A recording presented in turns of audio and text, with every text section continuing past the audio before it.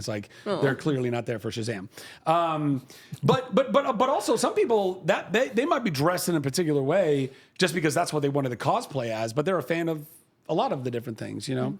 And then, by the way, to your second question, the project that I shot now 4 years ago, but will finally be coming out in February, is called The Unbreakable Boy, and it's a true story. It was based on a book written by the father of this family, the Lorettes.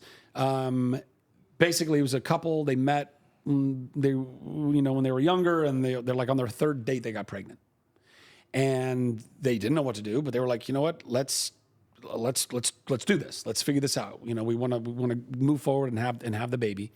And they didn't rush into marriage, but they were like, we're definitely going to choose to have this baby, but then we'll keep figuring out what our relationship is. And so they had their first child, and there was a lot of crying going on with their child, and while they're trying to navigate, their own relationship and their own stuff, but the kid was crying like nonstop. And then they eventually figured out that their oldest son, had osteogenesis imperfecta, which is brittle bones disease. So, and he got it from his mom, and she was terrified that he might get it, but he in fact did get it.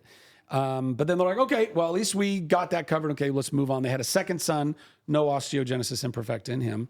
And then some more years go by, and then their oldest son starts kind of presenting with some atypical type of behavior, and they don't really know what's going on. And then they go have him tested, and he came back that he was autistic and on the autistic spectrum.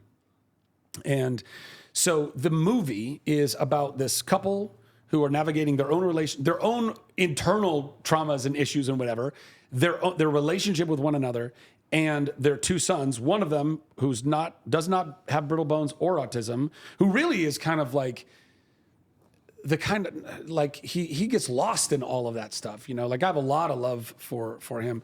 But the main character really is their son, Austin, who I believe gives one of the most true performances for a child who has autism, who still has such an incredible, lust for life and love of people, and how navigating all of that as a family is so transformative. And there's some kind of faith elements to it a little bit, but not, again, heavy-handed, like, we're going to preach you about Jesus. It's none of that stuff.